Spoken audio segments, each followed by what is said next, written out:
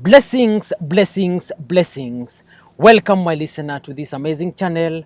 My name is Sam King, and I present to you the audio version of the Bible as it is written.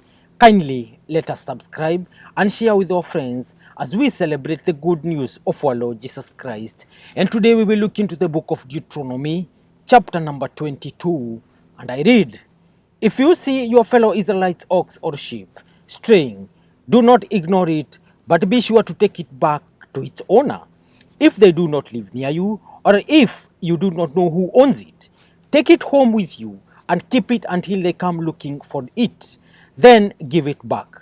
Do the same if you find their donkey or cloak or anything else they have lost. Do not ignore it. If you see your fellow Israelite donkey or ox fallen on the road, do not ignore it. Help the owner get it to its feet. A woman must not wear men's clothing, nor a man wear women's clothing. For the Lord your God detests anyone who does this. If you come across a bird's nest beside the road, either in a tree or on the ground, and the mother is sitting on the young or on the eggs, do not take the mother with the young. You may take the young, but be sure to let the mother go, so that it may go well with you, and you may have a long life. When you build a new house, make a parapet around your roof, so that you may not bring the guilt of bloodshed on your house if someone falls from the roof. Do not plant two kinds of seed in your vineyard. If you do, not only the crops you plant, but also the fruit of the vineyard will be defiled. Do not plow with an ox and a donkey yoke together. Do not wear clothes of wool and linen woven together. Make tassels on the four corners of the cloak you wear. If a man takes a wife and, after sleeping with her, dislikes her and slanders her and gives her a bad name, saying, I married this woman, but when I approached her, I did not find proof of her virginity, then the young woman's father and mother shall bring to the town elders at the gate proof that she was a virgin. Her father will say to the elders, I gave my daughter in marriage to this man, but he dislikes her. Now he has slandered her and said, I did not find your daughter to be a virgin, but here is a proof of my daughter's virginity. Then her parents shall display the cloth before the elders of the town, and the elders shall take the man and punish him. They shall fine him 100 shekels of silver and give them to the young woman's father, because this man has given an Israelite virgin a bad name.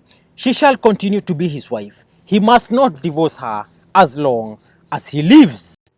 If, however, the charge is true and no proof of the young woman's virginity can be found, she shall be brought to the door of her father's house, and there the men of her town shall stone her to death. She has done an outrageous thing in Israel by being promiscuous while still in her father's house. You must purge the evil from among you. If a man is found sleeping with another man's wife, both the man who slept with her and the woman must die. You must purge the evil from Israel. If a man happens to meet in a town a virgin pledged to be married and he sleeps with her, you shall take both of them to the gate of that town and stone them to death. The young woman, because she was in a town and did not scream for help, and the man, because he violated another man's wife. You must purge the evil from among you. But if out in the country a man happens to meet a young woman pledged to be married and rapes her, only the man who has done this shall die. Do nothing to the woman. She has committed no sin deserving death. This case is like that of someone who attacks and murders a neighbor. For the man found the young woman out in the country, and though the betrothed woman screamed, there was no one to rescue her.